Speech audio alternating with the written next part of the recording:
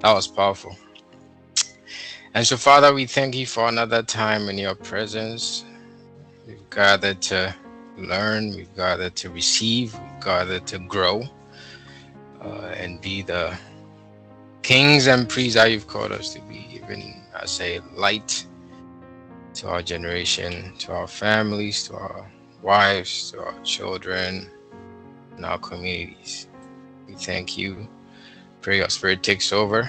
Pray for wisdom and understanding and insight to revelation. In Jesus' mighty name. Amen and amen.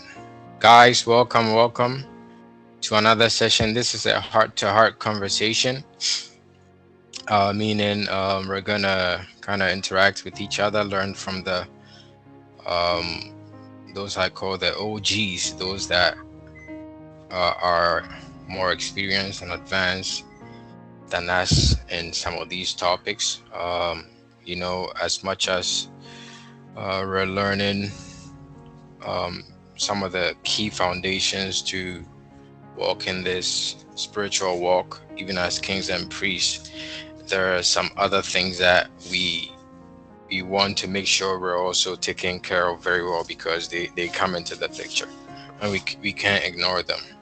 One of them being marriage. And in the past, we've talked about some of these topics, and I can attest that some of us have definitely learned a lot from it. I'm looking forward to seeing more people here. I don't know if people don't want to talk about marriage here, but we all want to definitely learn because it's a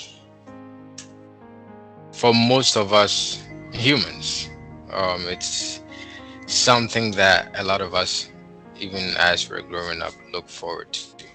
Marriage, whether you're a spiritual person, whether you want to, you're a business person, whether you want to play, you're athlete, whatever, a lot of us look forward to at least some union with a partner, hopefully if you're a man, a woman. And that's something that, looking at the word of God in the book of Genesis, when God created us men. Oh, let me just read that scripture real quick. He says that he formed the man and put him in the garden. Um,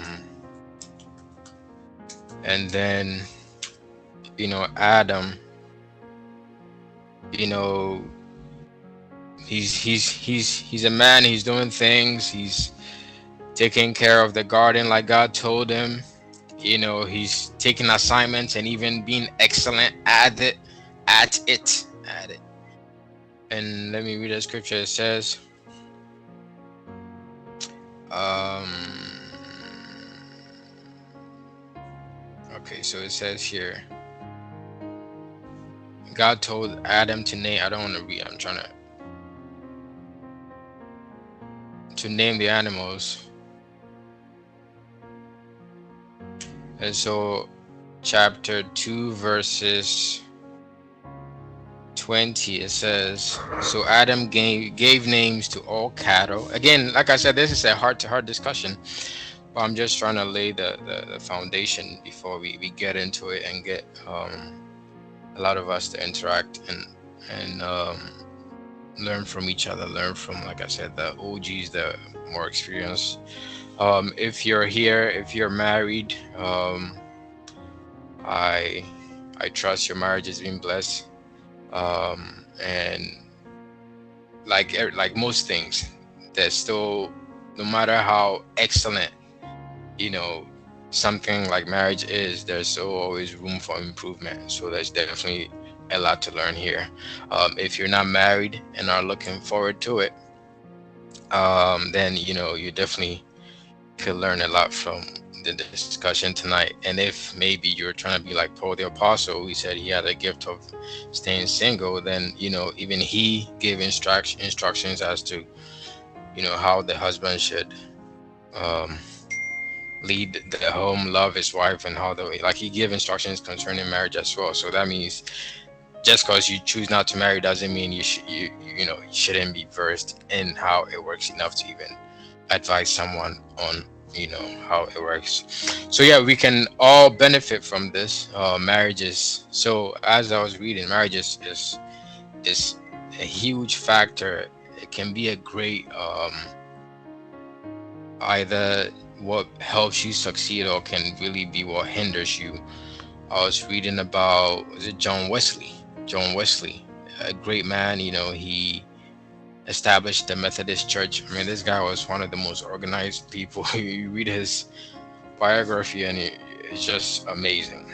Amazing what he did, what he accomplished, the organization he set up, his accomplishments, his legacy. But then you find that his wife almost destroyed his legacy because, like it said um, in his book, it's almost like he married the devil himself.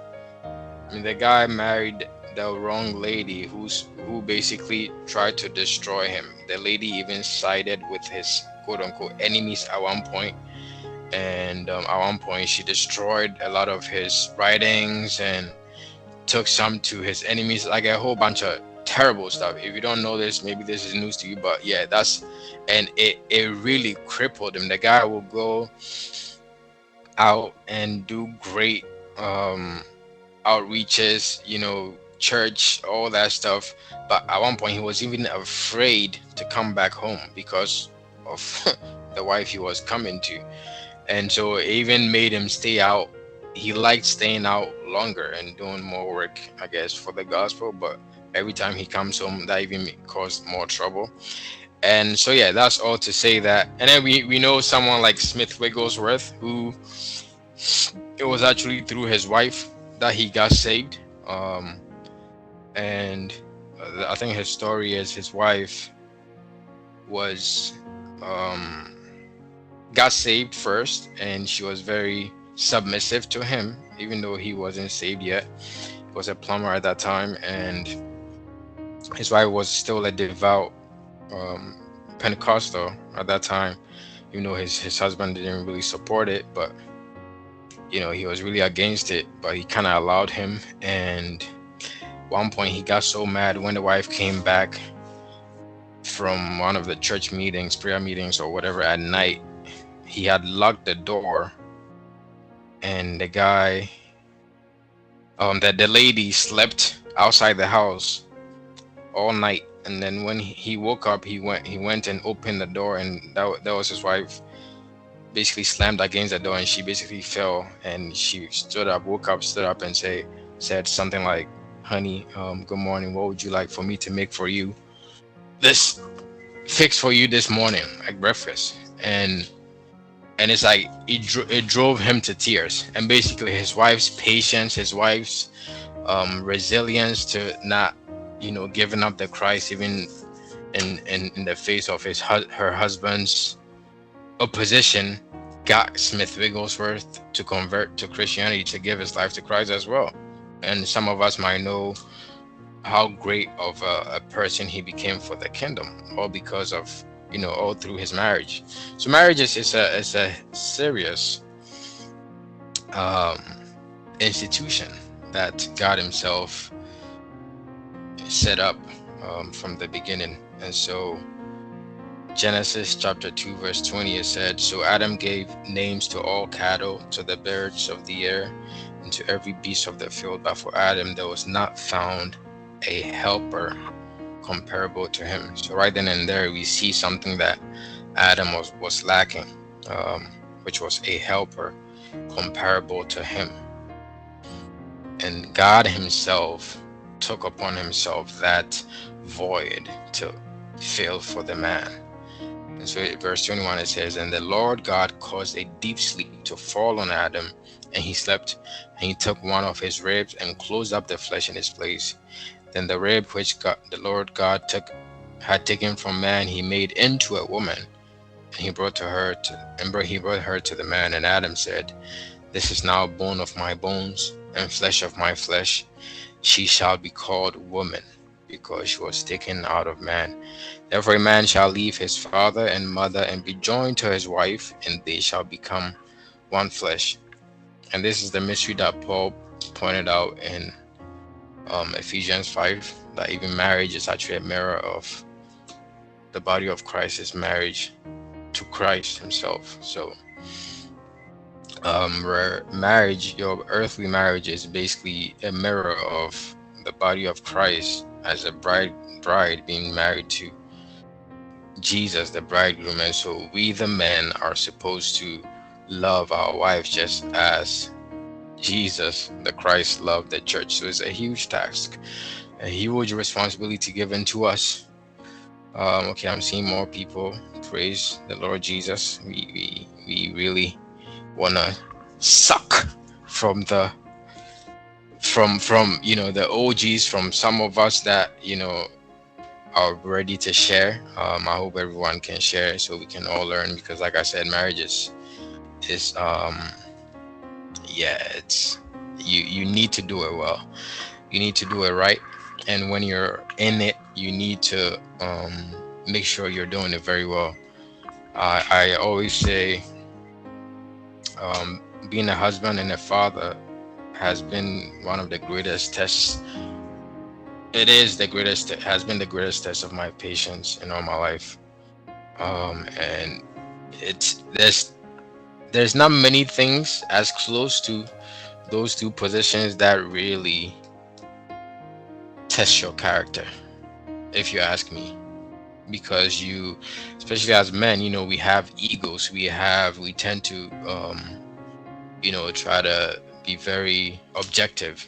And sometimes the Lord, should I say, loves to, the Lord uses things like marriage and even parenthood to break us. Not that he can do it in another way, but if we are if we're married or have kids, he tends to use that, because it just works.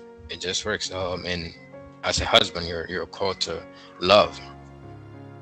You're called to love as Christ loved the church and gave himself for her. So it's a duty, but you would do well to to actually position yourself so you actually enjoy doing it, so that it doesn't feel too or where should I whatever it doesn't feel mechanical, if I may, which can eventually become kind of stressful. But when you're doing it out of, like, you're loving her out of love, because you're actually, if you're actually receiving love from God, especially being a priest, you're ministering to God and he's pouring into you, then it's easier to love your wife, which pours down to the kids as well. So if you're trying to love her without you first really walking as a priest and receiving love from God, then it becomes very hard. It becomes very hard. That's when other things in life starts pulling you and your stress really starts showing all over. And it's not that you even, are intentional about certain things that you do, but it's like a computer program. When it's too much things running on the RAM, it crushes. It's not its fault. It's just too much. But when we as priests receive so much love from God, it's easy to pour into our house and our homes and become great husbands and even fathers that we're called to be. Where is everybody? Okay, so we have some people here. We're gonna get ahead with the discussion. I kind of wish I knew the statuses of like our marital statuses for some of us. I know for a lot of us, but I know for some of us, kind of helps. Yeah, I was gonna say your videos. Kind of helps, on who to channel what question to and whatnot, and even who to be able to call upon. But we have some great people here that I'm getting ready to bring up pretty soon. We have our very own Apostle Damola. God bless you. Thanks for coming. There's so much we can learn from him. In regards to marriage, if you don't know, he is an amazing man of God. I'm learning so much from. He is excellent at so much. Great man of God, doing so well with ministry, and the beautiful thing is he's doing it with his amazing wife, Madame Amy. And he's also running businesses, doing very well at it. His wife is also into business as well, and also a career woman, and they're raising up kids. So there's so much we can learn from him in regards to even just marriage, because it takes good chemistry, it takes good understanding, it takes being both aligned to the purposes of God for your life, to have all these things working well together. Otherwise, it would be like an engine without oil. Just things would be just scratching, screeching, and eventually it breaks. But when you are aligned as a couple, it's like oil, just in the engine, just having things with all the crazy movements, it just flows well, and then the engine is able to move very well. We also have, okay, we have Minister T. Yeah, we have Minister T here, who's been married for over a decade, and we can definitely learn so much from him as well. He also is into a corporate. He's a father of three, correct me if I'm wrong, three kids, and yeah, same thing here. There's so much he's juggling even with his wife, and they're able to do it so well because they've learned to um, work well with God at the center of it all, and there's so much we can all learn from them. We also have Dr. Onyewu. God bless you for coming. This is an amazing um, man of God and doctor that we can learn so much from. He's also married for, I know it's definitely over a decade, um, to an amazing wife, Madame Gochi. So she's also a career woman, and they have three beautiful kids, and they're doing great. With business and kingdom work, and there's definitely so much we can learn from him as well.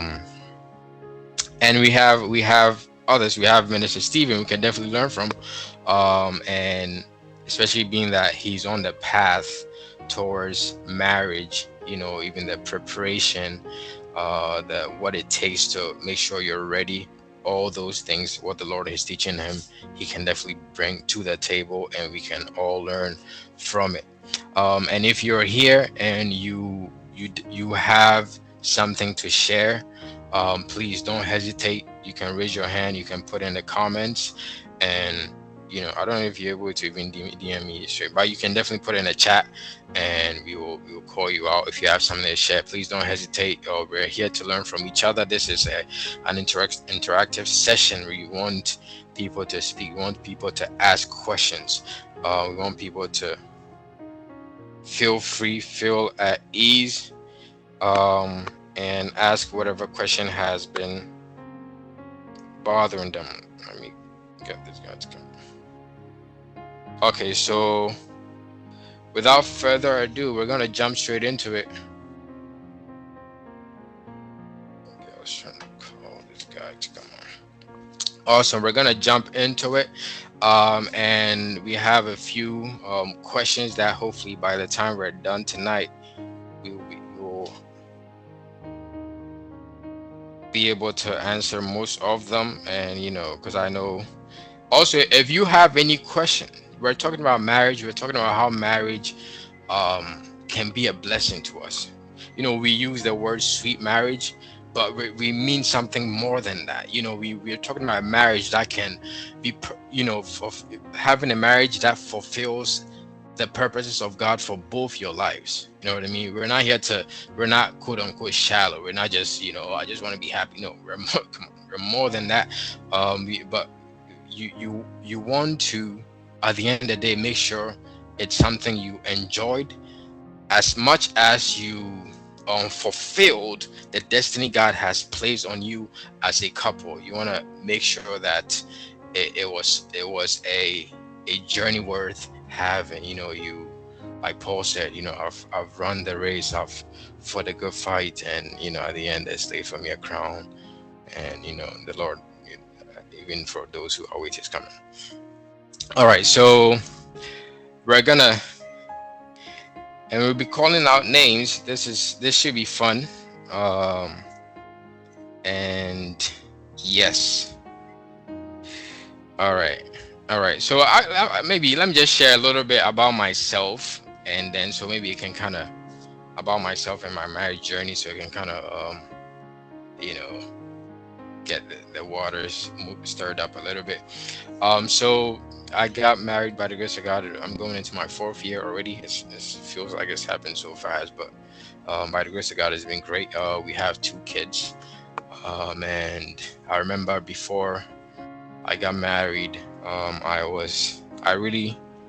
really tried as much as I could to prepare for marriage, because even prior to that, it wasn't something that I was very like I was thinking about very much. But the season came where it felt like, yeah, I want a wife, and I went on a hard, you know, seeking the face of the Lord concerning my wife for months, and yeah, He released her after months. And so even while seeking His face for my wife, I also tried as much as possible to prepare. I remember I was listening to one time to Bishop Oyedepo, and he mentioned, people go into marriage and they have no idea what they're going into, and they don't even know like the preparation it takes before marrying. And then he said, his organization, his church, they don't allow you to marry unless you've read like 15 books or something like that. And I was like, what? All right. So then I lined up some books and I read them. I mean, prior to that, I'd even been reading books. And, it really opened my mind to, certain things like, oh, wow, this is even stuff that can happen in marriage that you never think about and stuff like that. And then, you hear examples of young men that, even they'll be asked by their church to have a counseling session. And this young man said, oh, I don't need that. And the pastor was like, why? And he said, we're in love. My fiance and I were in love. So basically, we don't need a counseling session. And so, the church kind of had them marry. And just about 6 months into it, this same young man and his wife that were in love showed up to the pastor's office again saying, yeah, we don't know what we've gotten ourselves into. This is hard. This is harder than we thought. And it's like, yeah, that is why you needed the counseling, And so I really tried as much as possible to really prepare myself. And then my wife came. We courted for 1 year, and then we married. And like I said, we have two beautiful kids right now. And maybe one or two of the main things I learned, especially in the beginning, was dropping down everything that I am for God to form a new, quote unquote, a new unit out of me, because now I was a half of a unit. And that new identity was who I am, because now if you see my wife, you've seen me. If you've seen me, you've seen my wife. So whatever my wife is, whatever I am, we both had to kind of drop it and then have the Lord form both of us, the pieces that like He could pick from this and form it into one unit. So there are things that I had to let go, things that I had to pick up. I'm still letting go, I'm still picking up. And that's where it says, and the two shall become one flesh. That mystery of the oneness is what I really had to submit to, that revelation from the beginning, that the two is better than one. Whatever I thought I knew was powerful, even as a single person, I had to drop it and understand that what the two of us agree on is more powerful than what I agree on by myself. That was huge for me. And I know it's huge for a lot of men, because, like I said earlier, our egos kind of get in the way. And it takes, the Lord really helping us submit to His direction, submit to His way of doing things, to even learn how to love.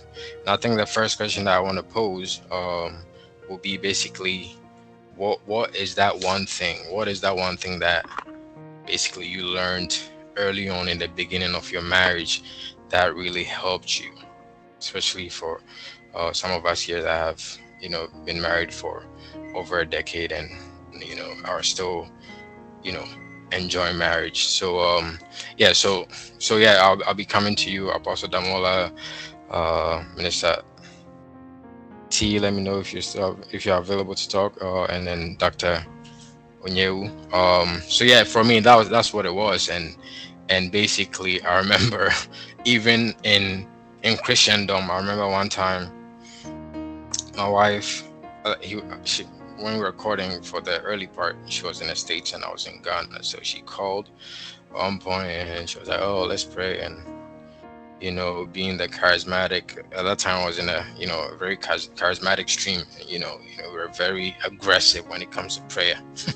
So she was like, "Let's pray." And I just early morning, I was like, "All right, let's pray." I just started going after it. Command your morning, go after it. And she was like, "Whoa, whoa, whoa, whoa, whoa. It's early morning. Let's thank God. I was like, "Oh wait, what?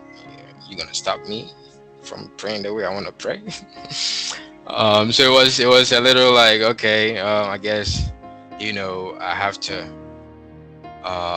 take a step back and see how maybe we can do this thing together, even as far as prayer is concerned, as a couple.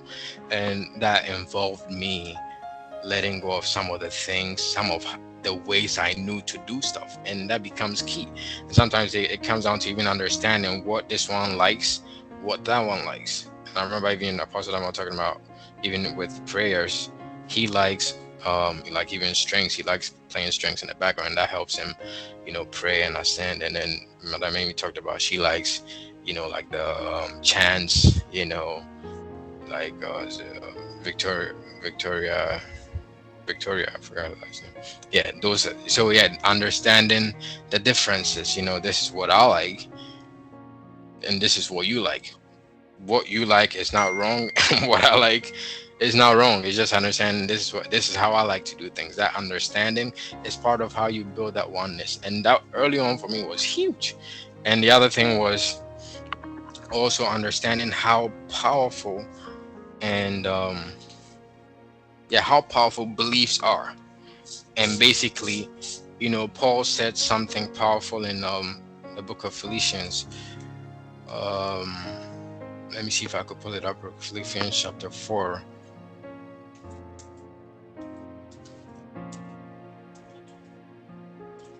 Okay, let me see if I could pull it up real quick. So Paul speaking says, Philippians chapter 3, verse 15. All of us then who are mature should take such a view of things.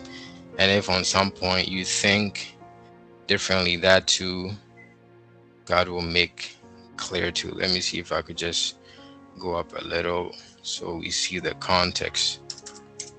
So basically, and that really helped me. So the context, he was talking about how he presses on towards the goal for the upward call, and then he's like, therefore let us, many as are mature, have this in mind. And if anything you think otherwise, God will reveal even this to you. Nevertheless, to the degree that we have already attained, let us walk by that same rule. Let us be of the same mind.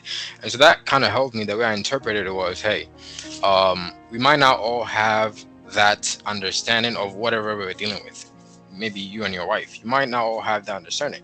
But even the one that is lacking that understanding, God is the one that can reveal it to them. So if anything, you petition to God, like, Father, maybe I'm the one who's not understanding it. Or if it's my wife, I'm praying, help her or help me understanding.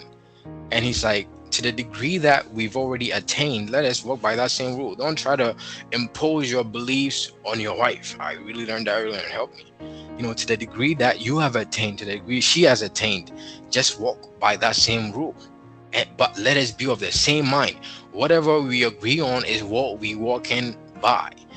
And it's like, because you're walking with someone, it's like, how can two walk unless they agree? So the things we agree on is what we're walking by. And it's not me finding she has a belief that is wrong is what should make me maybe love her less or feel a certain way about her. Because before I found it, I found that thing about her, I still loved her. So even if I found I shouldn't let it, you know, affect my love, my service, my affection for her. If anything, God Himself can make even that clear to her too. And so that was huge for me in the beginning, how even different beliefs, knowing how to navigate, and just so making sure you're both on the same mind, same page, working together as a team. It really helped me early on. Hope that helps somebody. And so, um, Apostle Damola, I hope you're able to talk. That would be great. Yeah, I can speak. I Just can speak. awesome, awesome.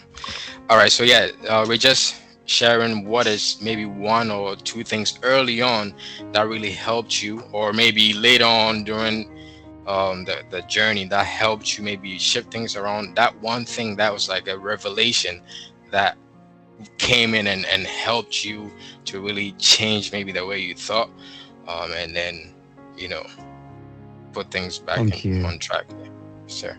Thank you for this, excuse me, for this very important topic, Alexi.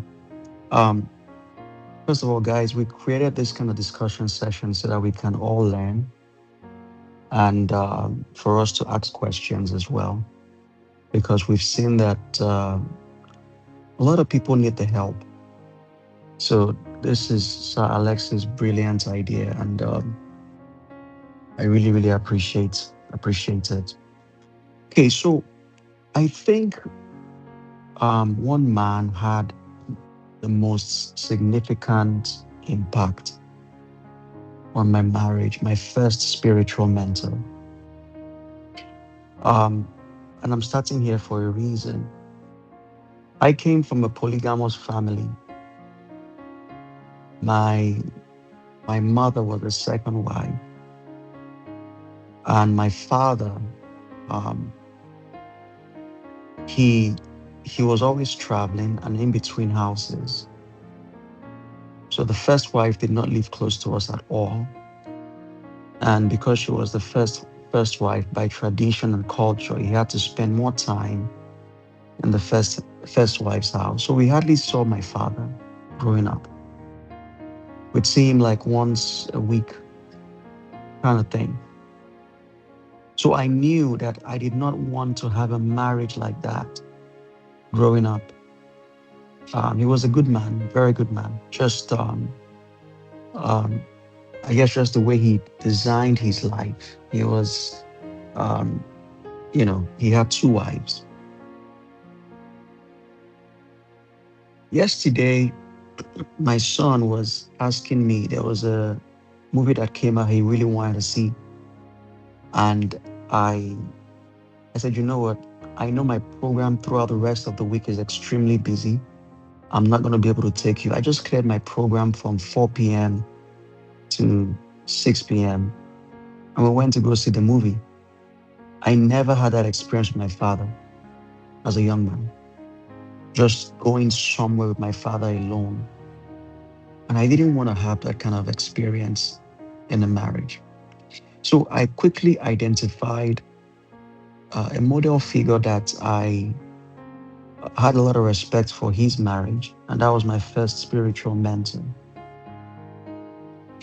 And that man was the person who gave me great advice, number one. But number two, um, he imparted and released into my life the grace for sweet marriage.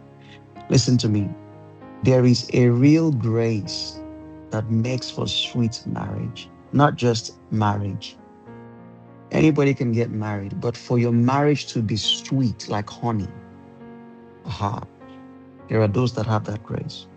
And people make that mistake of looking for this grace after they get married and after they start having some trouble with their spouse.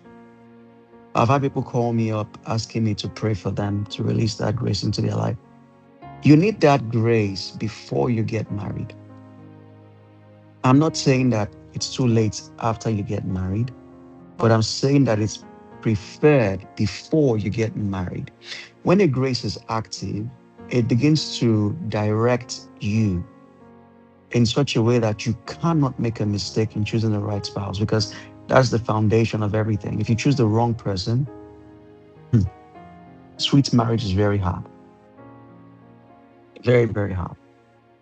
So it all starts with the right person, and it all starts with God being in the center. And if God is going to be in the center of your marriage,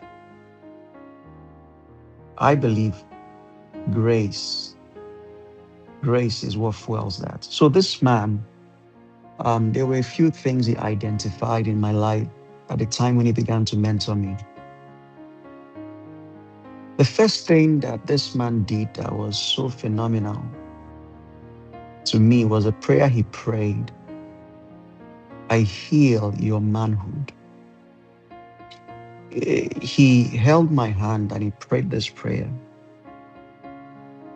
And it was the right prayer I needed at that time because of the experiences I had had as a young man growing up and how it had distorted my mind and my reality and my perception about marriage. And then he began to closely mentor me and follow me up. But he was the one that released that grace for sweet marriage into my life. And that was the grace that helped me to not marry the wrong person, because I almost married the wrong person due to pressure. Due to pressure. Um, if you're a single man here, I would say this: do not let anybody pressure you into marriage. Do not ever allow that. Don't feel pressured. Don't feel pressured. Okay, I don't want to digress. Let me stick to the point. Let me stick to the point. Even, let me just say this, even if there was a mistake pregnancy, do not feel pressure to marry the person yet. Marriage is something that is orchestrated by God from the spirit realm. I've had a guy call me and said, hey, this girl is pregnant for me.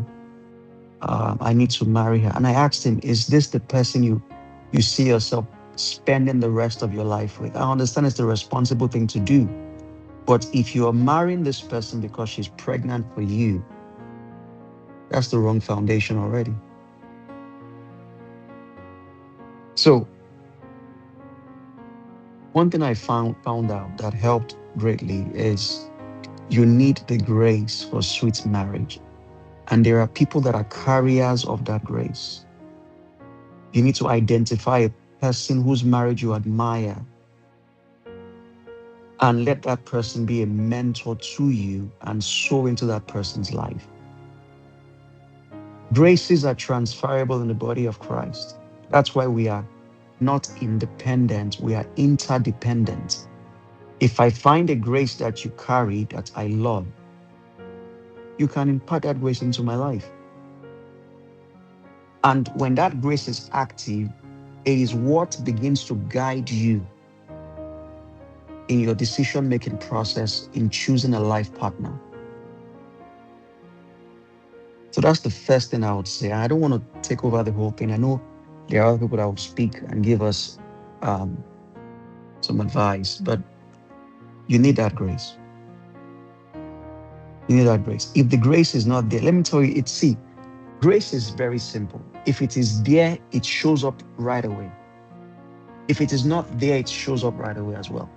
If the grace is there, the grace is there.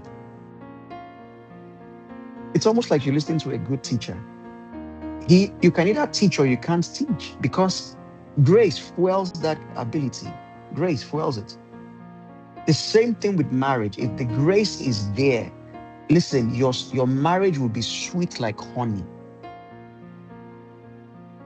My wife and I had the privilege of celebrating 13 years. And I can honestly say, that was this month, June 1st. I can honestly say, every year has been better than the last year. It has become sweeter each year. That is how the grace for sweet marriage is designed. I think one day I'll find time to teach about it. It's supposed to be getting sweeter with each year, not getting bitter.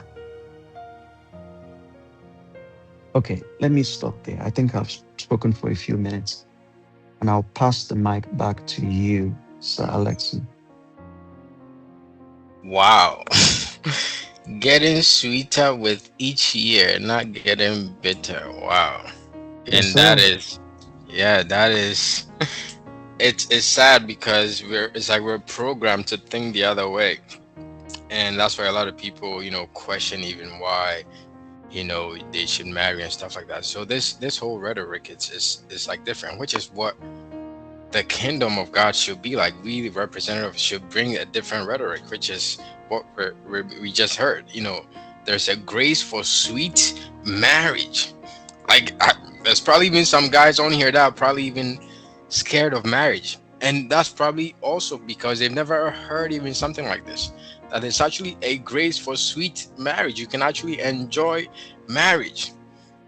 This is so powerful. And I pray everyone, we all tap into this kind of grace, because, like I said, if you're not enjoying the journey of marriage, then even if you fulfill the purpose, like Paul said, it would be like a man that, just made it through the fire. Yeah, you want to enjoy the journey. You want to make sure you get the best out of it. It's only for this lifetime, and you can enjoy it. So thank you so much, Apostle Damola. That was powerful, and thank you for sharing this. And that is that grace that we all tap into. We thank God for you and your life and your beautiful wife. God bless you so much, and we're definitely coming back to you for more. And that teaching, yeah, we can't wait for that teaching actually. So Minister T, I don't know if you are available to speak. Let me know, and then we can call you up so you can also share what you've learned, what maybe you learned early on that.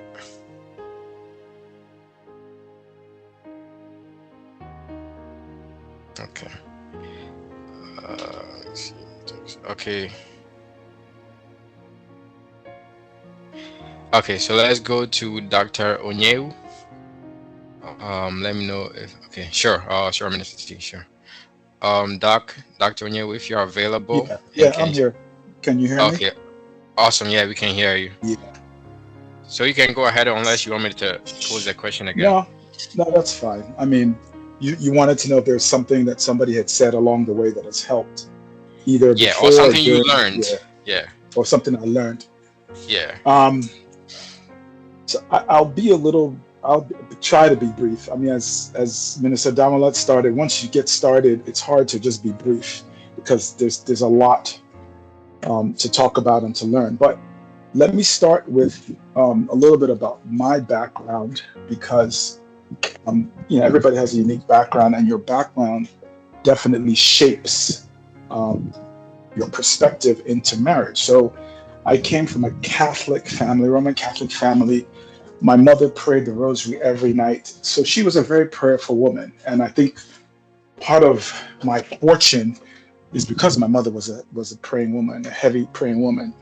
I mean, she prayed the rosary so much that even when we had friends, Jewish friends, come home, and if they were at our house at the time of the rosary, she would make them stop and say the rosary with us. That's how praying she was. So I was fortunate in that respect. Now, my dad wasn't so much. I mean, he was raised Catholic, but he was a lukewarm Christian, to say the best. And when I was 15, he decided that since my mother couldn't have any more kids, he wanted to remarry and have more children, and basically did that. Married another woman, moved, and had 2 more sets of twins. So he wasn't exactly a role model in that regard.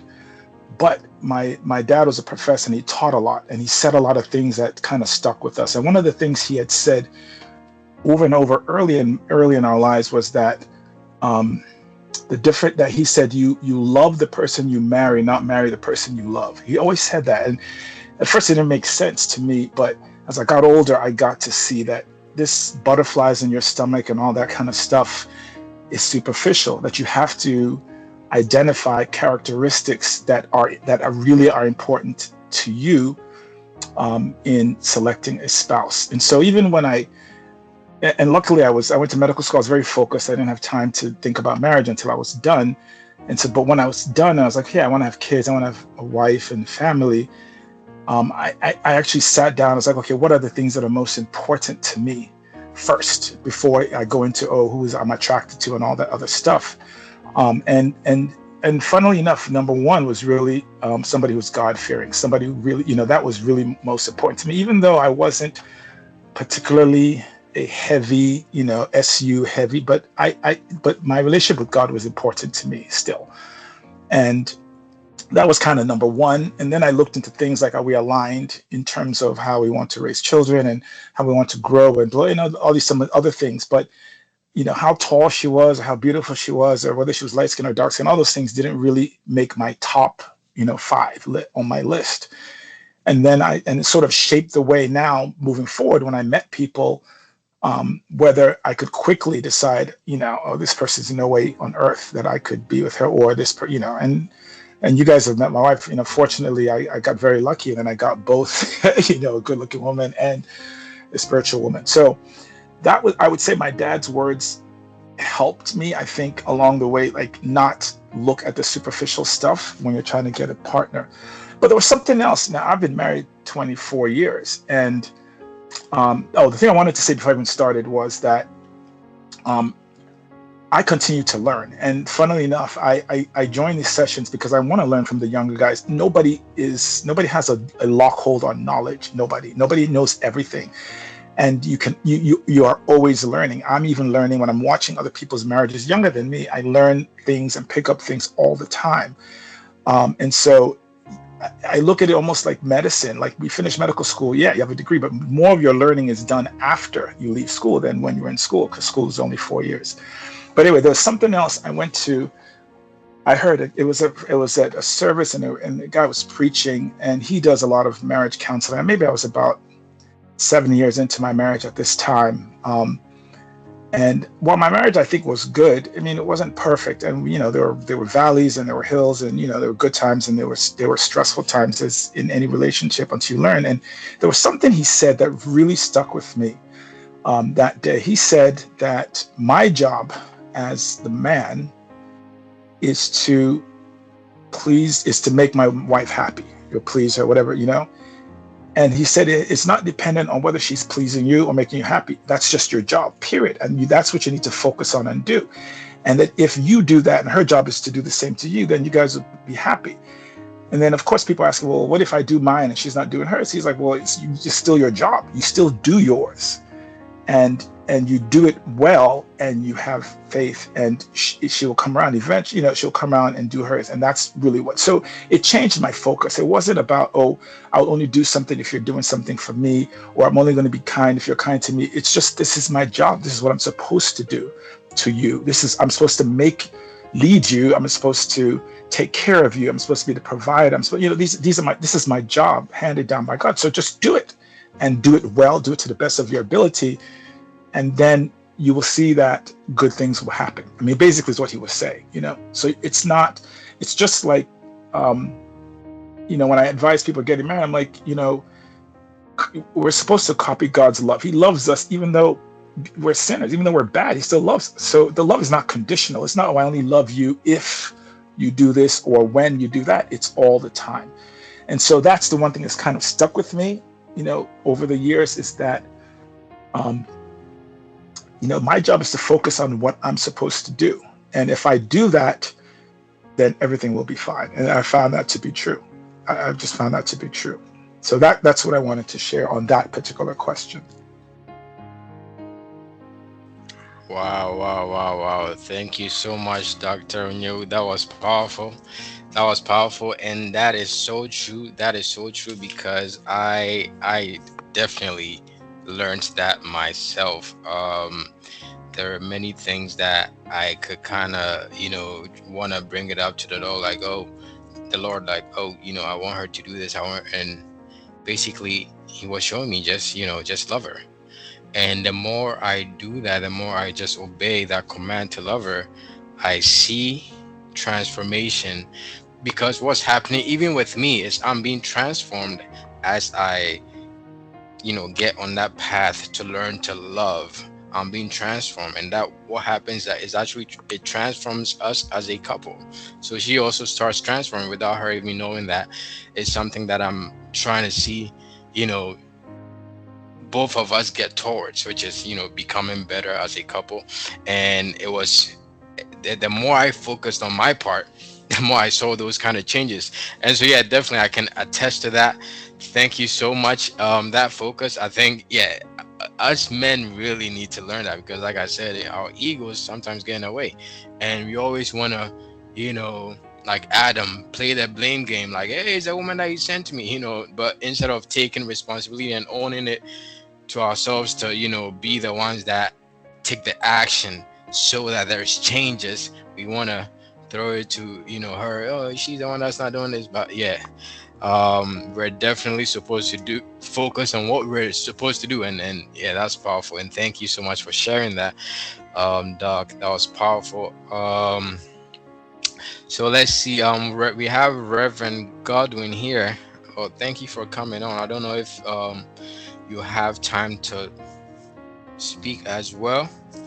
That would be awesome. We're talking about, basically, the first question is what is that thing that you learned maybe early on or concerning your marriage that really has helped you, and has been a blessing to your marriage. I don't know if you have time to, if you're in a good place to speak, let me know, and I can definitely have you come up.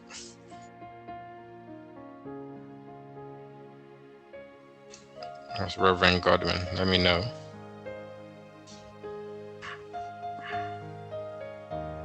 Okay. Okay. So the next que- question or point I want us to discuss is alignment of purpose. Alignment of purpose. Huge. In the book of Amos it says, "How can two walk together unless they agree?" That is Amos 3:3. You can't, and we're in a culture and society where even Christians, coming, like how Doc was sharing about him learning early on to not look at the, like even the outward appearance, but the deeper things. You have even Christians basically going in for marriage because, let's say, that the lady looks good, and later on they realize their paths they're both on different paths, and it becomes such a problem in the marriage. And then we also learn that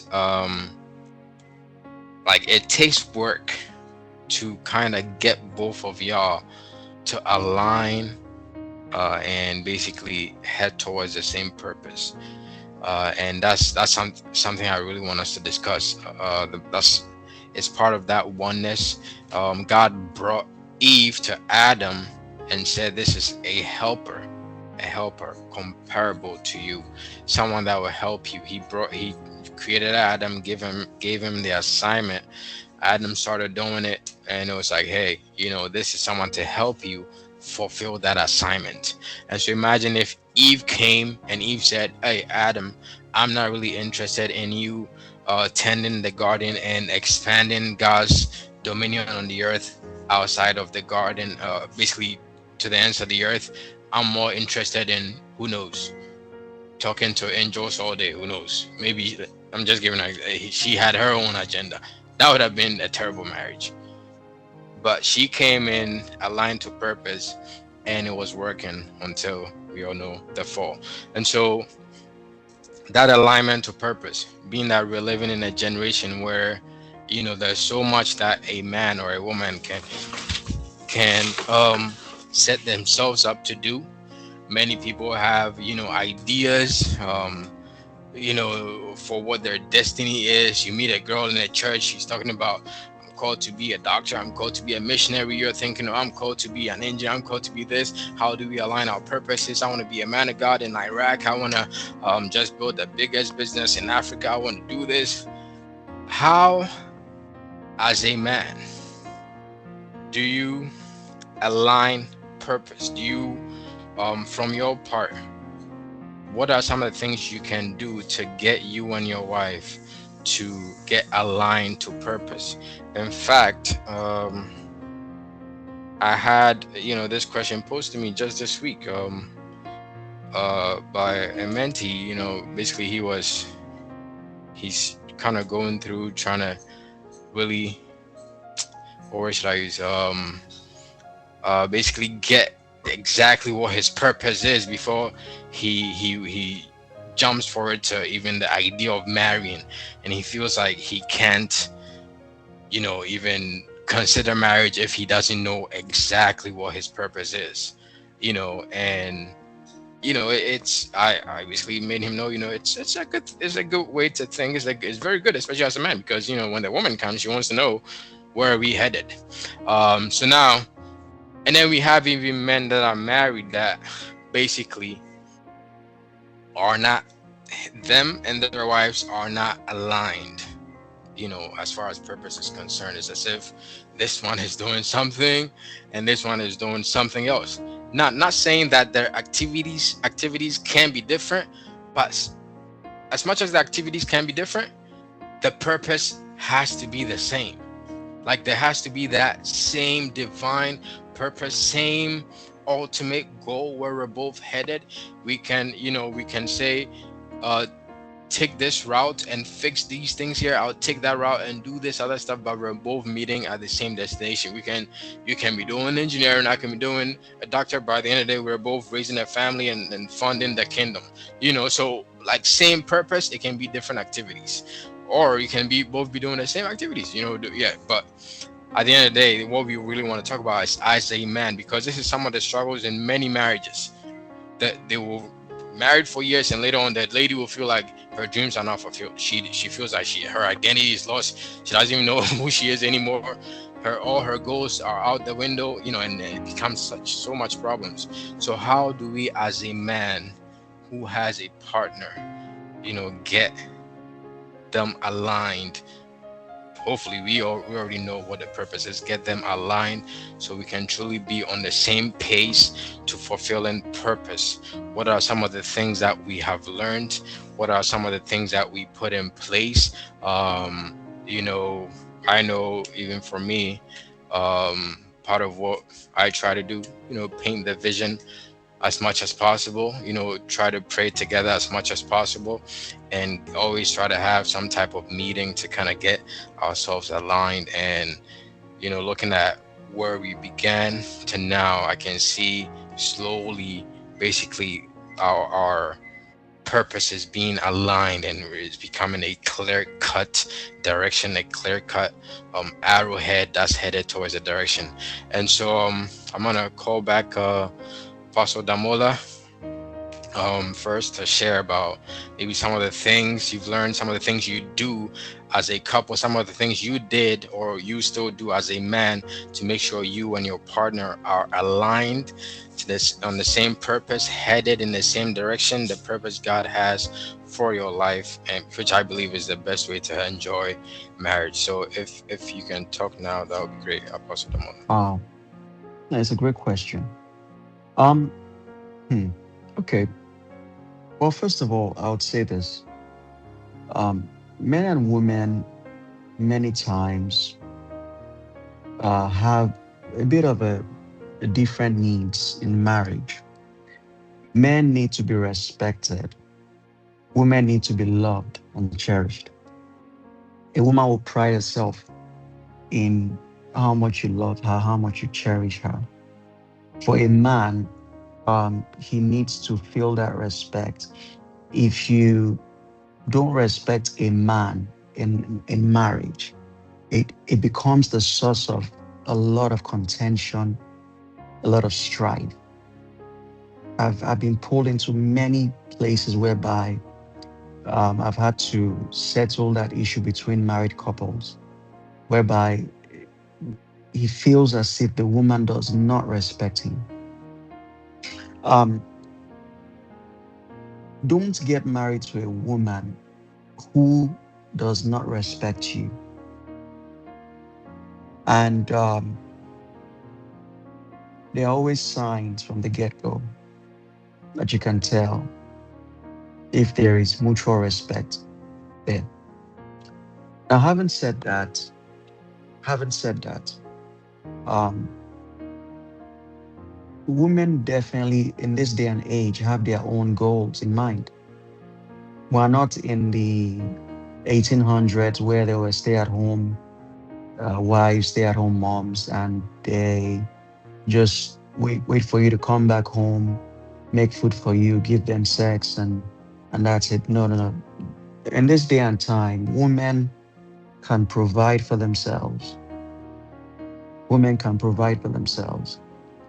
A man has two basic major functions: to provide, to protect.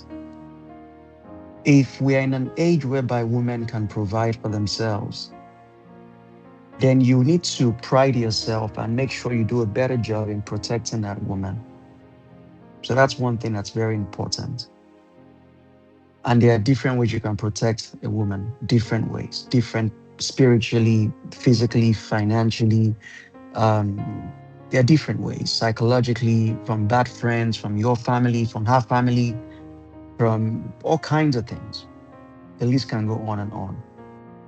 But I'm saying that because you need to become a listener to that woman as well and see what her interests are in and always checking in with her to make sure that she's being carried along in what the family is doing. So you find out what that woman is passionate about. In our example, for instance, I realized from the first year of our marriage that my wife was very, very passionate about anything that had to do with women. Very passionate. I remember in our first year of marriage, her friend, this is a story that, a real life story that happened. One of her friends was in a wrong marriage and she was heavily pregnant for this guy. And this took place in a different state. We were already in North Carolina. And they had a sharp disagreement in the house that day. And this guy wants to drive out of the house. It's at night, around 9, 10 p.m. at night. And then the girl goes to go block the car, like, you cannot leave this house. We're going to settle this fight right here. And the guy literally cleared her. She was like heavily pregnant, like 7 months pregnant, something like that. Cleared her with that car. When the story got to my wife, oh my goodness, you should have seen how my wife was shaking. I was like, oh my, this woman is very passionate about women's affairs. My wife was literally shaking. She was like, what? He did what? She was livid. She was upset. She was crying. Not her, a friend. So I began to realize that this woman is very, very passionate about anything that pertains to women. So it took me a while to understand that God had called her to women, to reach women. But you begin to look at their passion, their interest, because most times the woman comes in to assist you and assist you their will. They're going to assist you carrying your children, creating a home, creating that comfort that you're looking for. But when it comes to how you can help them achieve their goals, you have to be able to look, first of all, know the kind of woman you're married to, look into that woman's interests and passions, talk to her, ask her what she's aspiring to do or be, and then create a safe place for her to speak. Create a safe place for her to do that thing that she wants to do, fuel her dreams, inspire her dreams. So that's the most important thing because many times they are the ones on our bandwagon trying to help us, trying to get us to be successful, to do what we do well, all of those things. But if, like Alexa was saying, if you go on for a very long time without helping them as well, or carrying them along in their goals, then you find out that you will build a resentful woman in your home because she would have helped you, have your children. Um, you're probably a career guy or a business guy, you're doing well, and then she will feel left behind. So having that weekly check-in, monthly check-in, to see what can be done, to see if she's happy. Very important, because if she's not happy, she'll be quick to voice it out. Happiness is very important to a woman. And if they are not happy, they are quick to say. So always finding out, checking, what do you want to do? What's in your heart? What are you passionate about? Are you being fulfilled? Does this marriage fulfill you? Is there anything else you've dreamed about that you haven't yet done, that you still want to do? Because a person should be able to explore all of their talents, their gifts, their abilities in the context of a marriage. If you ask my wife, I don't believe there's any business idea that she has brought to me that I have not supported 100%. In fact, she just started one just this morning. Started one, another fresh idea. I'm already in it, because she should be able to feel fulfilled as well in the context of the marriage. After you critique it and you respectfully tell her your opinion, and she still decides to go for it, then you should create that safe place for her to be able to launch it and do what she intends to do. And if it's a career person, to be able to help them fine tune, be that soundboard, and they can hear back from you. You can give them feedback, connect them with friends, people that would help them make waves. That is what matters to a woman. And there are some women that just want to be stay at home, take care of the kids. That's what makes them feel fulfilled. If that is how she thinks as well, create that safe place for her. And if that doesn't align with your goals, then have a sit down and talk about it. So I've counseled couples that when the woman had a child, she had a very hard time going back to work. She couldn't see herself leaving her child. And the guy is like, listen, I didn't sign up for this. I wanted us both to be working people so we can support the bills in this house. But the woman feels as if it's now her call to be a stay at home mom. Those kind of things can create friction very quickly. So I was brought in, and we had to talk to both parties about what their goals were, and still are. And after some time, she said, just give me some time. Give me a year. Let me take a year off work, and I can recalibrate and be back. Because ordinarily, her maternity leave was just 3 months. So um, always having those open conversations, and when they are beyond you, knowing who to bring in, when to bring that person in, that can be the voice of reason to balance what's happening in the home front is always good. That's why I always recommend you must have a marriage mentor, a mentor just for marriage, someone that you can trust, that you can speak to. Because I don't recommend speaking to everybody about your issues, but those people that you can speak to.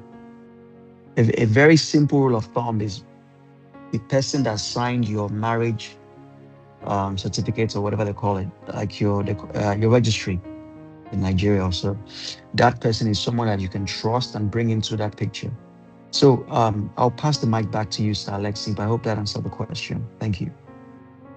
But please don't marry a woman that you can't work together and does not respect you. Thank you. Yes, yes, yes. Thank you so much. Yes, definitely. You always want to make sure she is happy.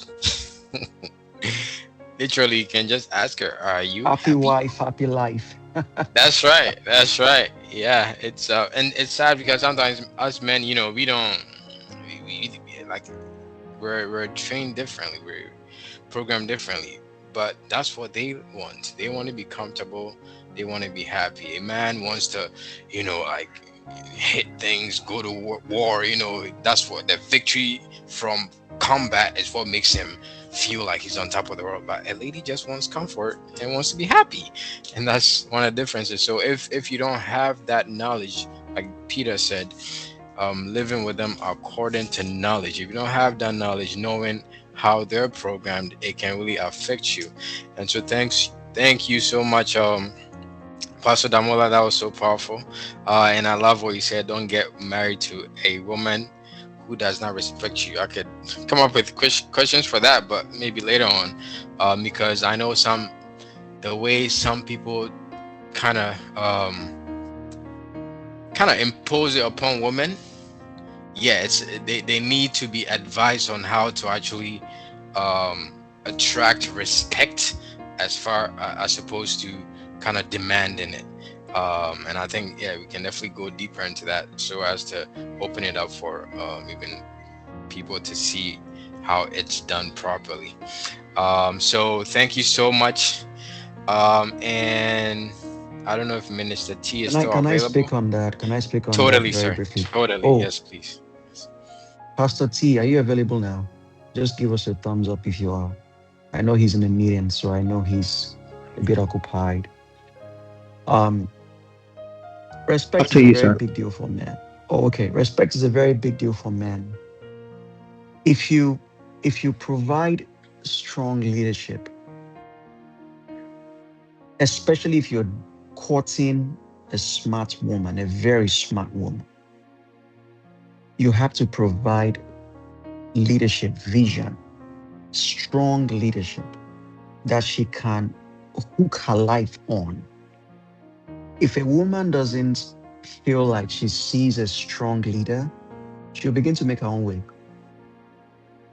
and she'll begin to think outside of your leadership abilities. That's one thing that a lot of men don't quite get. And because once, see, a woman will follow you to the very ends of the world if she believes in your vision and if she sees that you're a strong leader. You may be the brokest human being on earth. If she sees that you are a man of vision and you bring leadership that she can trust, oh my goodness. Women, listen, they were built to follow, they were built to assist you, they were built to be a helpmate. That's what God created them for. But they begin to question leadership when they cannot buy into your vision and they cannot hook themselves on that vision. Like if they cannot find a place for themselves in that vision, she'll check out mentally. And once she checks out mentally, then you now start seeing the byproducts of that mental checkout. So for our young men looking to get married, you must have a plan, a vision. Okay. You must have a plan, a steady plan that you're presenting to this woman. Because you think about it, you're asking someone to leave their father's house and you're asking that person to come do life with you. It's only fair to them as well to be able to trust that the level of comfort that at least they had in their father's house or as a single person, you can at least provide that. Or they can at least hook themselves on your bandwagon. And your bandwagon is going somewhere in the future. It's going somewhere in the future. Anytime respect becomes an issue, is because man has not presented that vision, that leadership ability, that capacity of leadership enough to satisfy that woman's questions that she may never ask you, but she's asking in her mind. See, women are built in a very interesting way. Can I be honest with us? The average woman is probably smarter than the average man. And there's a reason why I'm saying that. The way God created them, they can multitask. You can't really multitask. If, for instance, now I'm speaking on this call and maybe my son starts trying to communicate that he wants me to do something, I will lose my train of thought. I will begin to get confused on what I'm saying. Most men were not built that way. And that's why they catch men when men cheat. You can't multitask because the second affection leaves the one person is directed to, and you split your affection into two or three ways, the woman will know that this man has deep in affection for me. But a woman can successfully multitask. She can juggle many balls. That's how she was created. That's how God created them. Their brain is wired that way. She can do so many things at once.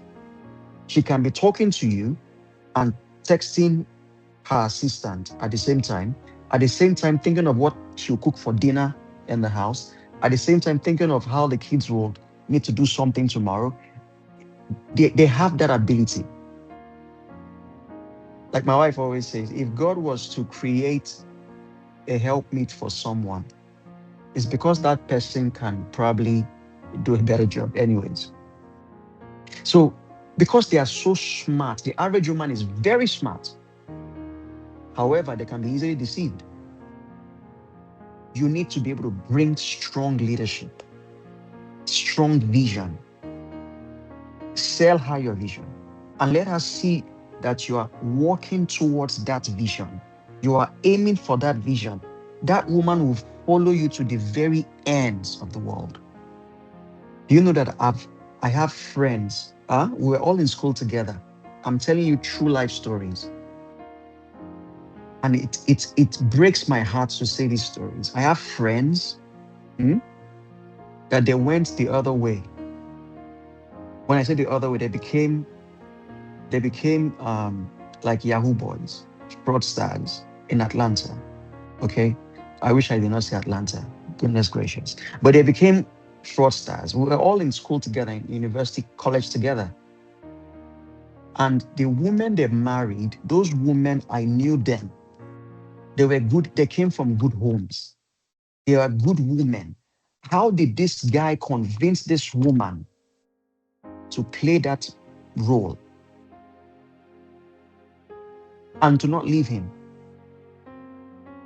How can you explain that? This woman knows this is a fraudster. This guy is a Yahoo boy.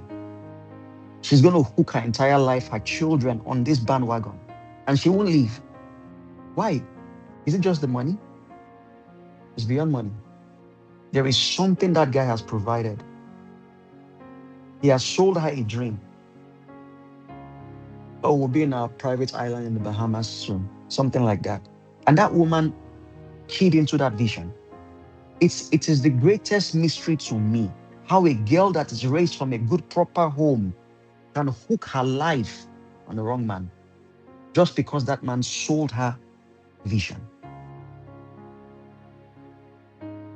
It's a mystery.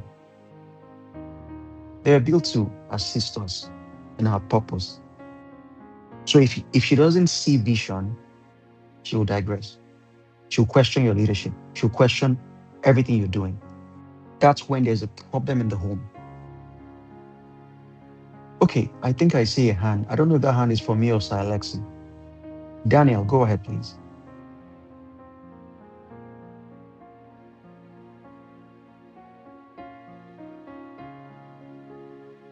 Okay, I can't hear Daniel, Mr. just Daniel. you're muted. Yeah.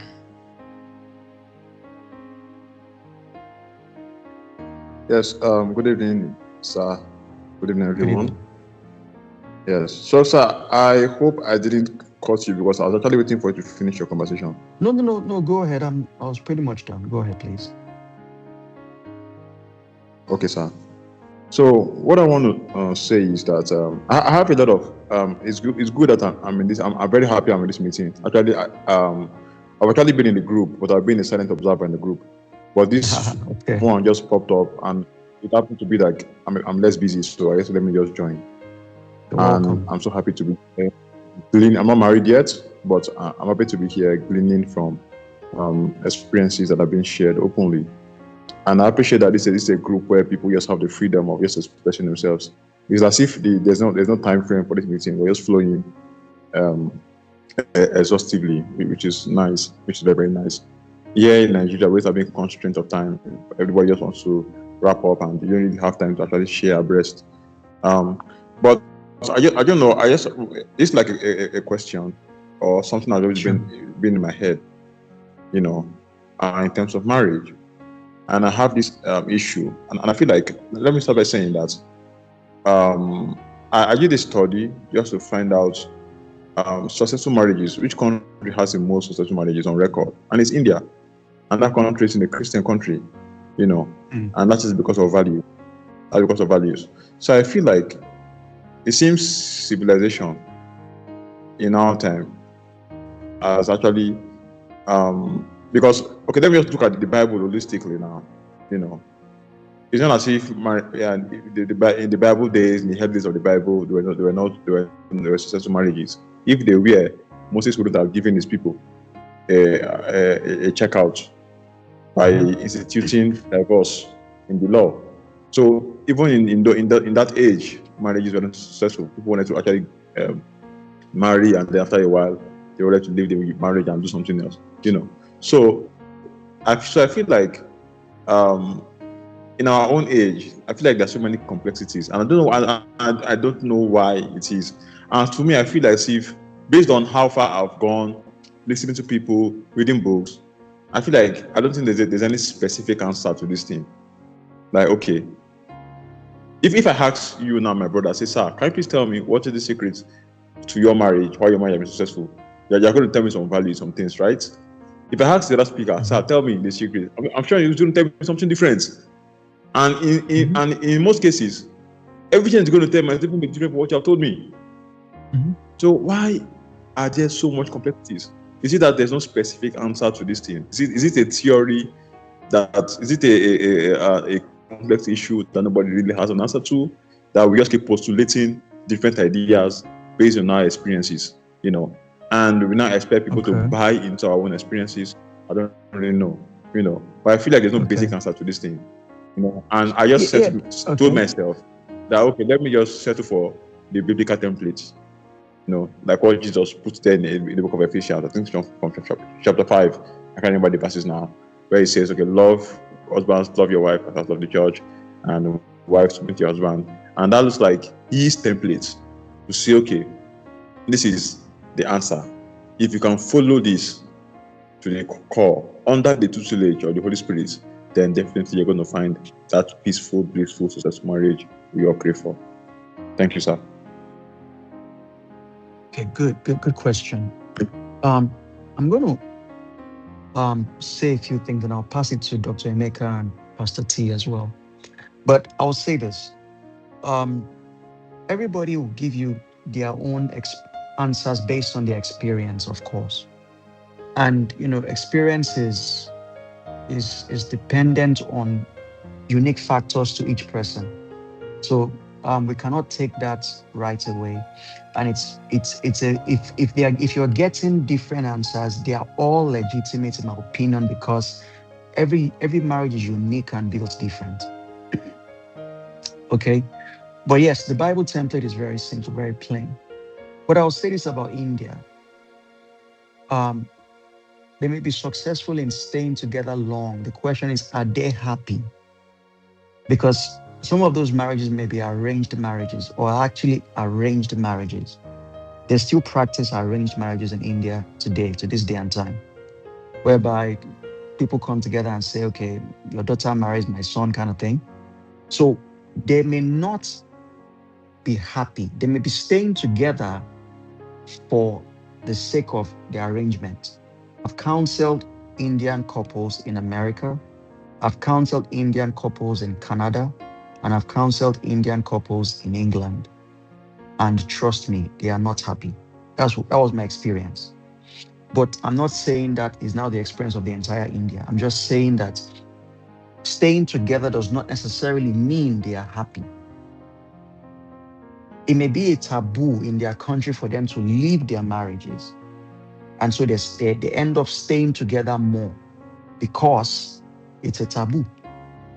So we can see that as well. But generally speaking, I respect everybody's response to that answer, because it is the truth that will give you their own truth. Mr. Anima Shaun's truth may be different from Sachikeze's truth. Everybody's truth is different. But one thing about marriage is that the person you marry today may not be the same person you get married that you are married to in 5 years. I hope you know. Because people are sometimes changing as far as who they are, their career goals, their pursuits, their interests. People are always changing. I've also counseled couples that the reason why they came to me for counseling was because the person they married, the version of that person had changed. So that's why you will see that everybody's answers will be different, because how do you guarantee or ensure that the person that you get married to today will not change and be a different person when he gets into a certain level of wealth or money? How do you know? I've counseled couples that they were very happy when they were broke. The second the guy had money, he began carrying women. So are you going to say that the money was a curse? Do you see what I'm talking about? It's going to be based on each person. It's going to be customized to each person's experience. That's why God still has to be in the center of this whole thing. But let me pass the mic to Pastor T, since he hasn't spoken. Then we can get Dr. Emeka's opinion after that. So over to you, sir.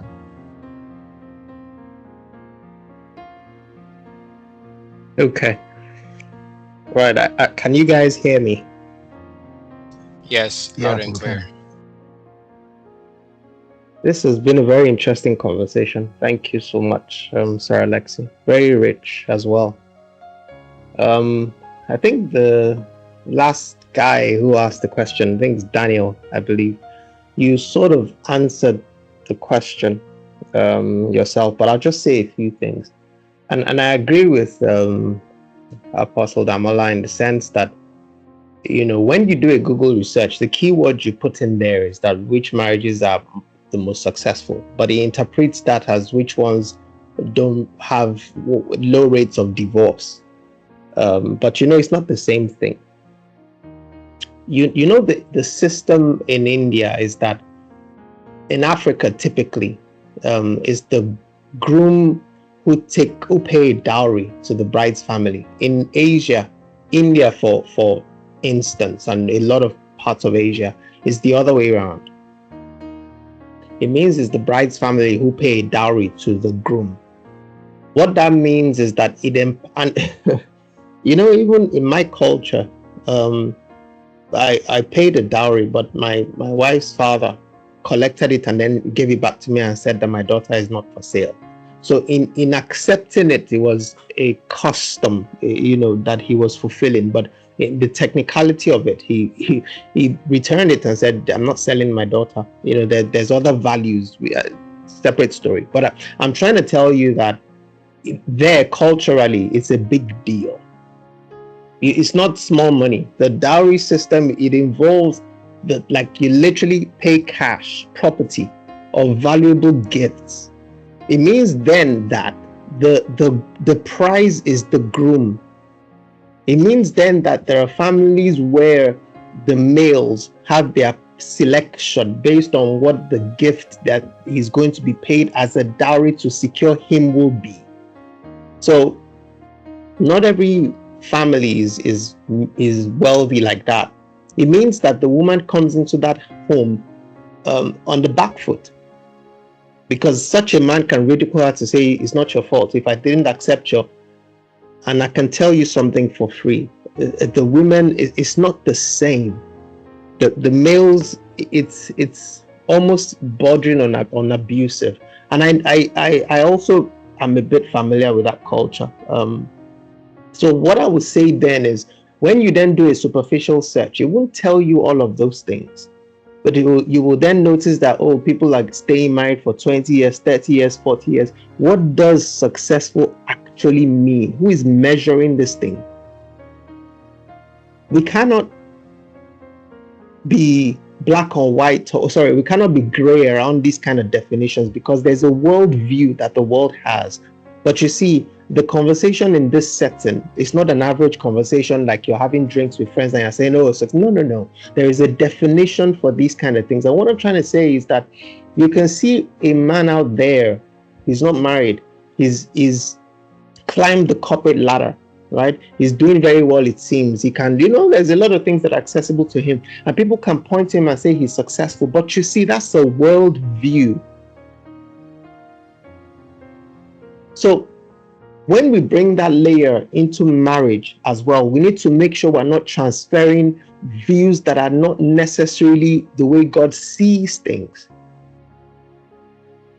Marriage is not something that you and your wife will not get to heaven and you say, "Oh yes, so Father, yes, me and my wife are now staying in the same house." There is nothing like marriage in heaven.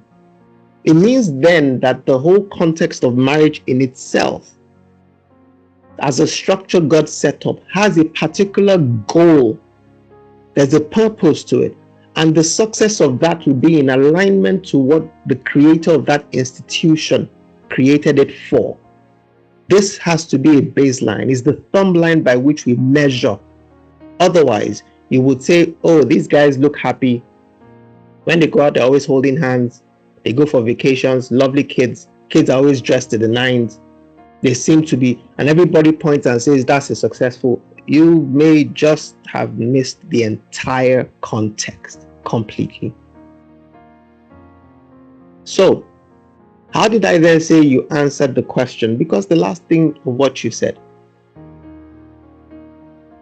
more than often, you as a man, you quickly discover that in your marriage, God will use that institution to chisel out some things from your life, your ego for starters.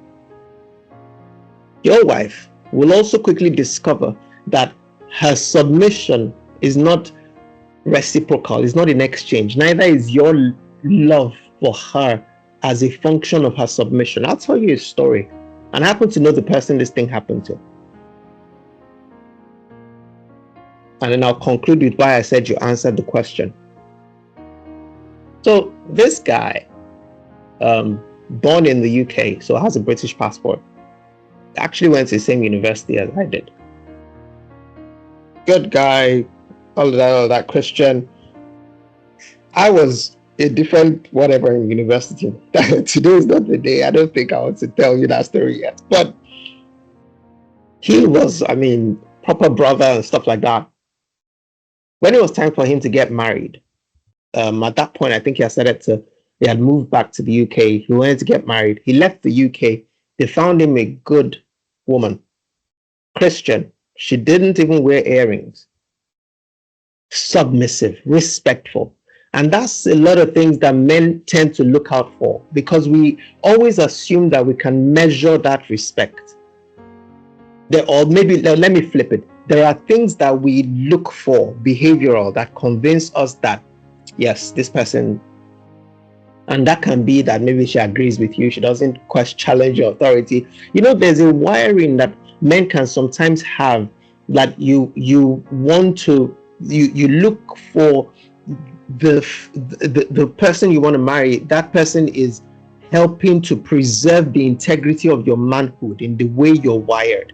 And so the way we talk about respect is in a couple of ticks that you see from that person, and you say, yes, ticks. So what I'm trying to say is she ticked all the boxes. So marries her in Nigeria, takes her back to the UK. Less than a year later, the true shell is removed. Fast forward over a year, this guy is kicked out of his home. He's been reported to the police. In the West, before you even, if there's any allegation of any kind, before they prove it, you're first outside, away from the house. It's not a case of, okay, yeah, we'll begin to interrogate. No. While that process starts, the first thing is to remove the man from that situation, which means he may have paid for that house. He may be the one that the mortgage is, but you see, in those societies, they are committed to ensuring that the woman's rights are preserved. So the guy was removed from that place, sleeping out on the streets, By the time the story got back to us, some of us that heard it, it was a sad, sad story. One of our colleagues said he wanted to go pay the guy a visit, because he was in the UK. I said, let's have a coffee. Let's talk. What's been happening to you? He told that our mutual friend that he's ashamed to even show his face. I'm not trying to paint her as evil or something. I'm sure even he, in all the stories he's saying, his hands are not, there's always two sides to a story, right? But I'm saying that this is what it came out of. So, how did you answer that question, Mr. Daniel? In my view, respect is important. I'm a man. There's something around that, it's an unspoken, it goes a long way. It's part of our wiring. But there are some things around, is this person a believer? The heart of the matter sometimes will be that this person too has God is the very foundation of it. Because I'll tell you something, there'll be times when maybe the hurt that you've inflicted on your spouse or your spouse has inflicted on you is so deep that you cannot bring yourself to a table to talk. But if there is, like Apostle Damola also said, there's someone the marriage is submitted to, and both people also have a relationship with God. If God can reach that person and the person is yielded to God, the person can obey God's instructions. I look at this thing sometimes as a triangle. You know how this thing works? If you are drawing close to God and she's drawing close to God, you people are inadvertently drawing closer to each other. If you're drawing closer to God and she's moving away from God, there becomes some issues. Yes, God can keep you there up until when she turns around and starts to face his direction. Because like I said, it will chisel, you will become a new man. Let me put it that way. Because there are deep matters around. You people are coming from different backgrounds. You people are very different. The whole butterfly is just like my big brother and Dr. Emeka was also saying, those butterflies will quickly fly away. You find out that your stomach is not a good enough cage to hold the butterflies. They'll fly. But the binding factor of a marriage as an institution that God created himself is him, God. He's the glue. Everything else, trust me, you will read, oh yes, try and do, you will do. It may just not, because only God knows the heart of a person, male or female. And women's hearts can be very deep. Even a man's heart too. I'm not trying to paint them as villains and we as, but I'm saying the true motivations, God will paint it. He will show you on a screen where it's only you seeing, and you will know inside you that, oh yes, you have to. The things you will apologize for even when you are right. And these are the overall things that make it sweet. Because you will lose, you will now become formed into an identity that is come on. You're getting married, and the day you exchange vows, you did not drop your flesh at the altar and embrace spirit fully and say, I'm now a spiritual person. That your flesh is still goes on with you and your wife. Your flesh is still, so you would, and it has its own things it wants. There are things, so, and that's a constant battle, right? So all in all, I will say that the answer is not in India. The answer is not in China. The answer is not even in the house that is on the other fence of where you live. The answer is in your secret place, because you will receive instructions that are not necessarily nice for you to swallow, but you have to do in any case, because that's the glue. And what that begins to birth is a kind of life. And that life, you may have paid some different things, pain and all that to get to, and that life sustains that marriage. That life sustains it to the point where you see your wife, they've seen you, they see you, they've seen your wife. It's almost like there's a feel that comes and becomes the thing that begins to power it. And that's the thing right there, where you will sit with your wife. Maybe you people are not talking for an hour, but the silence is sweet. There's no pressure. You guys are not, oh, right, you'd like to go to a beach and you're probably not at that beach, but you don't feel cheated or something is missing it. No. Because you know what? You guys are both God word. And he begins to bring, there's different things. It will be in the little moments, the small things. He will furnish your heart with, you will just find out that, you know what? If I did not marry this person, I will be finished though. Actually, I don't remember what the question was anymore. I feel like I've begun to face another direction now. So maybe it's a good point to actually hand over the mic to my big bro. Doc, I'm supposed to give you the mic now, sir. That's hilarious, but excellent. In fact, you took words right out of my mouth when you said that Daniel had asked the question, a beautiful question, and then went ahead and answered it. I was like, oh, you've already answered the question. So I would just piggyback on what Minister Tosin said. I think the first thing Daniel asked was, he's heard When you ask the question to several different people, you hear several different answers, and that becomes confusing. But I'm willing to bet, and I would bet any amount, that if you really dissect those answers, you're going to find 3 or 4 core principles that are the same. It's just how it manifests, how it's explained, how it worked out in their lives. It's going to be, again, as everybody's been saying, it's going to be respect. It worked because she respected him. It worked because he loved her unconditionally, not because she loved him or because she did anything. Unconditionally loved her back. It's going to be communication. It's going to be one of these things that's in the core of that explanation of to why those marriages were sweet or successful or did well.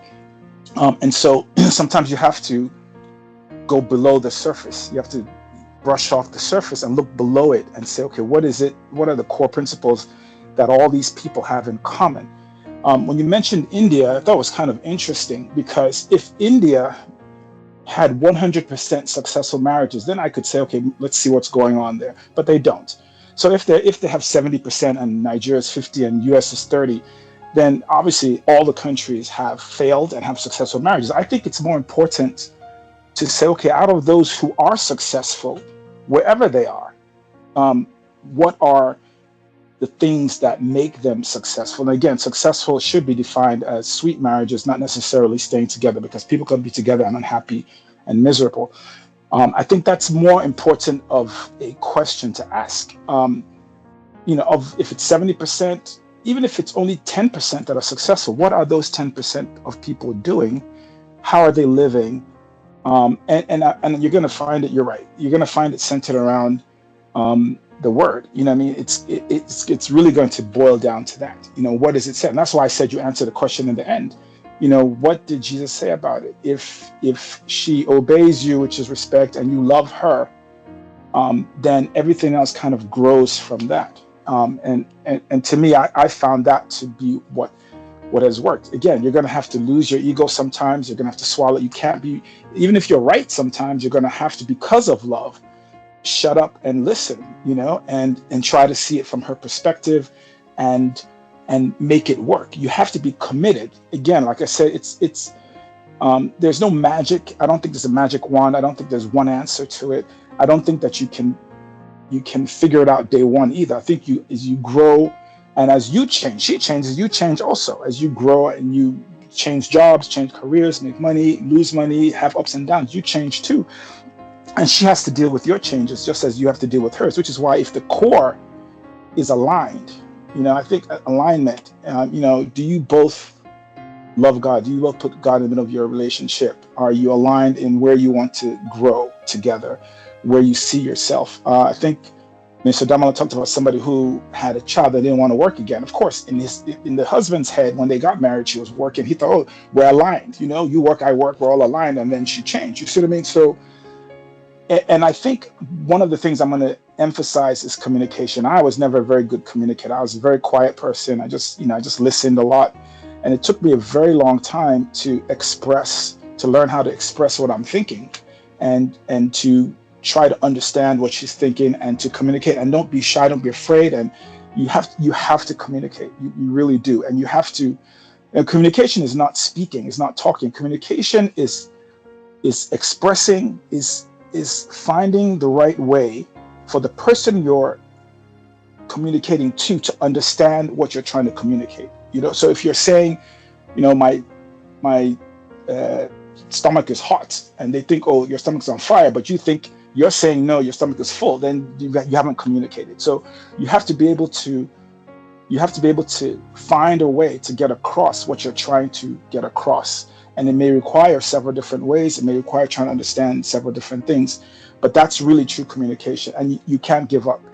I think it's very, very important. It's a core part of successful marriages. But my advice would be to listen to all the people that say what it is that they think has helped their marriages work. They're all right. And look below the surface as to what are the core principles that these people all have in common, and work on that.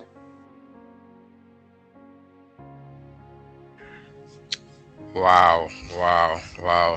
Thank you so much, Pastor Damola, Pastor Sorry, sir. T. Sir That, Alexei. Yes, yes, Sorry, sir. I want to just comment on something so powerful that Dr. Emeka just shared on Totally. communication. Um, you see, what he just shared now, I found that that communication piece, a lot of people don't quite understand how to communicate in marriage. And instead of them resolving issues, everybody now blows hot because they don't know how to get their words across with the right tone, with the right words, and in the right atmosphere, the right time, so that the person can receive what they are saying. And then it becomes a serious problem, a very, very serious problem that they now cannot resolve that problem. So one of the biggest secrets to building a sweet marriage is learning the skill of communication. It's just on that alone. Oh my goodness. Your marriage will fly on if you can communicate with each other in a way that is very civil and sane, and everybody can receive it, and it can, no, trust me. It's one of the greatest pieces of advice you can get from today's meeting. So over to you, Sir Alexi. And Minister Yemi too is here. He's also a veteran, so we can get some nuggets from him. Oh wow. I'm just seeing. Oh yeah, thank you so much. I hope Dan, your question has been answered, and which I thought was a great question. I'm sure most on here would attest to it, and probably also got the answer as well. I hope it has been answered. I think those were amazing answers from Pastor Damola, Pastor T, and Dr. Onye. We thank you so much. And our time is far spent, but we have Minister Yemi. Is he still here? That's he. I think he dropped off. Okay, that's fine. Yeah, but we were definitely would love to. Anyway, so yeah, guys, I'm sure we've all been taking notes, and I wanna chime in, Minister Stephen. He's he has a lot to share. Let me just say that way, and he's preparing for it. And I know in the preparation stage, even for me, there was a lot that I discovered, a lot that I learned, and a lot that I knew really helped me. A lot from what I learned really helped me be able to um, align correctly. So I, by the grace of God, having a sweet marriage, like Pastor Damola said, enjoyable one.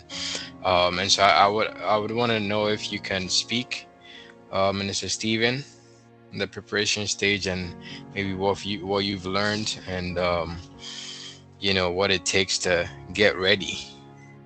If you can share wherever you are, that would be great. We would love to hear from you as well, Minister Stephen.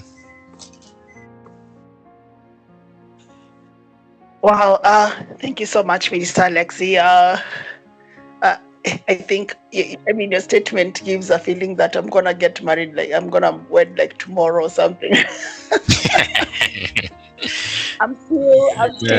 I'm still in the phase of sending flowers and quoting poems, and let's see how that let's see how It's all that will part of all it. go. It's all part of it. Yeah. So yeah, yeah. So okay, I would say this. I I had a perception about marriage that was negatively affected by what I had gone through for a couple of years, and especially in my childhood and in my teenagehood. And I realized that I hated marriage. I didn't want to, to just ever marry, get a wife and all those things.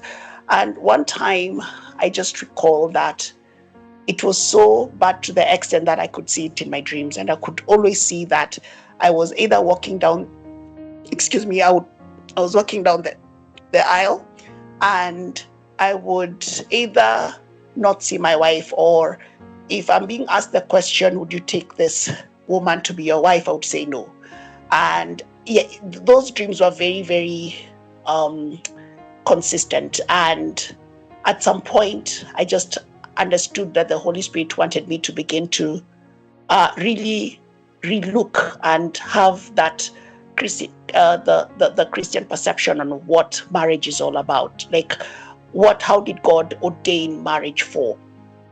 And during that time, it took me through the healing journey, and I understood why I didn't like marriage, because of some trauma that I just experienced in my childhood, in my teenagehood, that even propelled into my adult life part of it, which I can say that now I'm beginning to learn and to love marriage. And I feel like that was, to me, quite a deliverance for me to be able to now have a deep understanding of what God ordained marriage for. And what I would say, that part of my preparation, and I had to be very open to myself, and I had to say, for me, I decided to go through the healing phase before engaging, before just engaging a woman, and to just say that, I want to settle with this woman. And for me, it was a journey of just acknowledging that, because I realized that in the settings that I was raised, and especially in the church society, I would realize that quite a number of men would marry out of pressure. And they would marry out of pressure because they have been one of the objectives or the goals that Christian societies have is, you've gotten a job, then you need to get married, then you need to have children. And if you look like you're that type of guy who has everything put together and there's a delay in that particular area, then people will start questioning.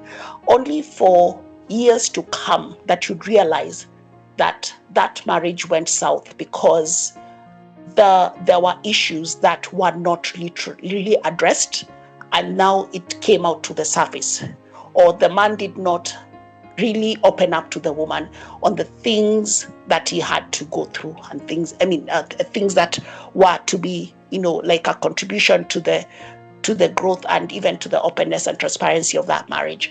So for me, I think one thing that has been very prime for me is to be able to acknowledge that I need to begin to heal, and I need to begin to ensure that I'm walking through that path, because a hurting person can also hurt another person.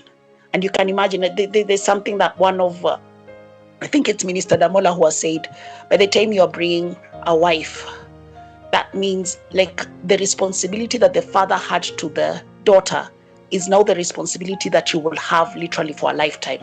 Like you are picking up where the father literally stopped for the daughter.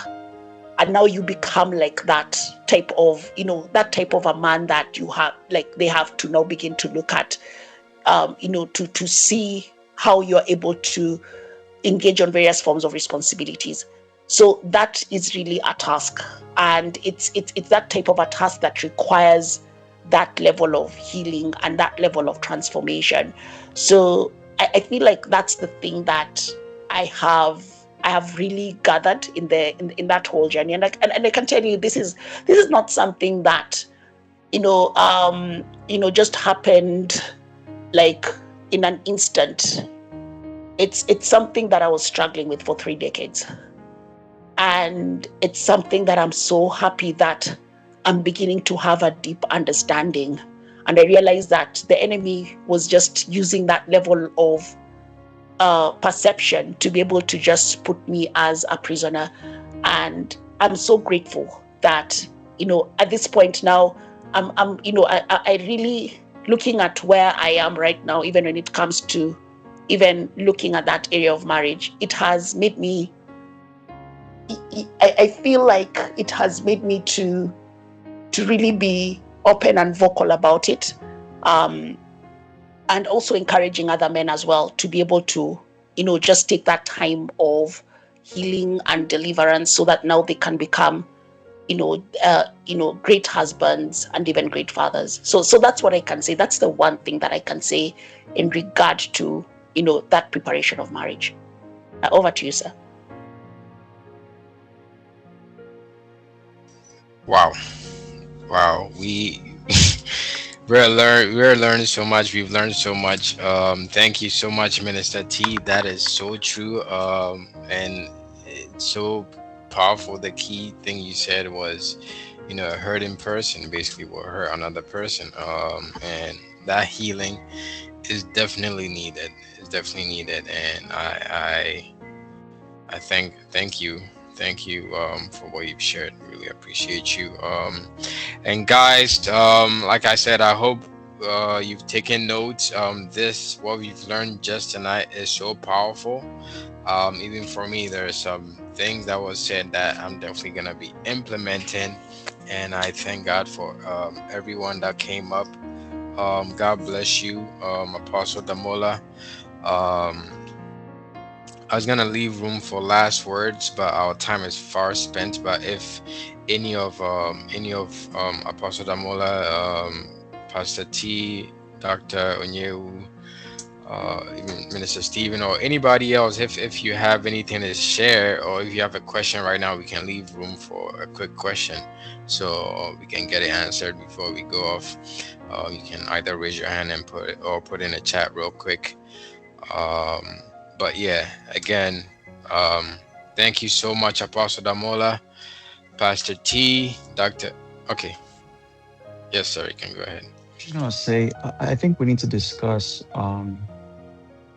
you know the selection season when young men are trying to pick a spouse and what to do, Yes, what not to do, yes, how to properly court a woman, yes, and Christian courting. So we can create time to have that discussion. I think it will be helpful for a lot of our yes, guys who are not married. What to look for, what to not look out for, what to look for, what not to look for. Sorry, what to look for, and what not yeah, to, what to discard. Anyway, you get the point. We can even, if we have enough time, we can continue this conversation next week. Because it all ties back to priesthood. mm, Effective priesthood starts when you have, a good marriage. mm, So if that foundation, like the Bible says, if the foundation is wrong, what can the righteous do? So you have to have the proper foundation in place. And I found that a lot of people don't know what to look out for. So we can discuss that. And if that would help you, if you're here and that would help you, just give us a thumbs up or something. Let's just know that we are not picking out topics from nowhere. Okay. Okay, good, good, good, good. Okay. So over to you, Sir Alexi. Thanks. yes, yes. I'm sure we're all enjoying this. Like you said, it's the foundation even for effective priesthood, and I definitely agree. Even with the courtship season and the preparation stage, it's like I said earlier. For me, that was key. That was key to what really helped me really align to the things that I needed to do to right from the jump start. Do the right things. So yes, yeah. Thanks for the thumbs ups. It's clear everyone is interested. And yeah, if you enjoy this session, put up some emojis. Let the every any the ones that spoke know you're really appreciative of what was said, and you learned a lot tonight, and you're thankful for what they shared in their lives.